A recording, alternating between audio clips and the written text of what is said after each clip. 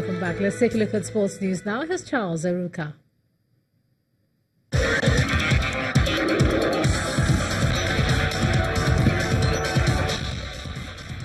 Thank you, Jorma, and welcome to Sports News. Kano Pillars and Enugu Rangers have qualified for the final of this year's ITO Cup. At the Sani Abacha Stadium in Kano, Rangers came back from 2 goals down to beat Nasarawa United 4-2.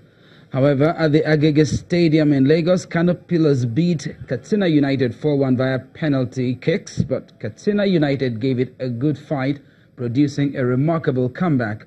Pillars were cruising to a 2-0 win before Katsina fought back to draw level with goals from central defenders Timothy Danladi and Chinedu Ajana. The final match will be played at the Stephen Keshi Stadium in Asaba on October the 24th.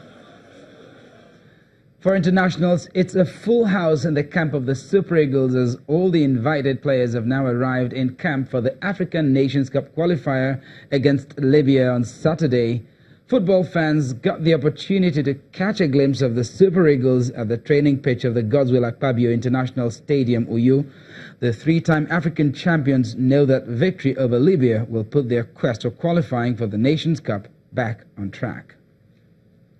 Over in Europe, Belgian police have carried out a series of raids at soccer clubs and homes across the country and detained many people for questioning about financial fraud and possible match fixing. Federal prosecutors said in a statement that a total of 44 searches were carried out at top Belgian clubs and residences. At the same time, searches of 13 houses also took place in France, Luxembourg, Cyprus, Montenegro, Serbia and Macedonia. However, prosecutors did not name any club or person.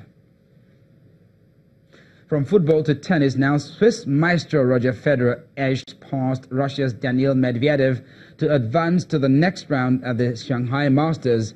Federer was forced to a third set before completing a 6-4, 4-6, 6-4 win over Medvedev in the last 32. It's the 36-year-old's first competitive tournament in singles since a loss to John Millman in the US Open in early September.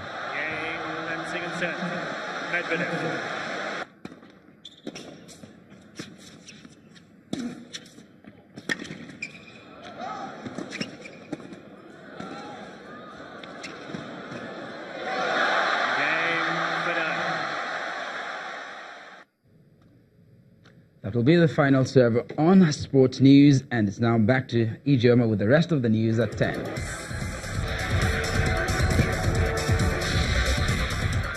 Thanks, Charles. 50 people were killed when a bus they were traveling in from the Kenyan capital Nairobi to Kisumu veered off the road earlier today.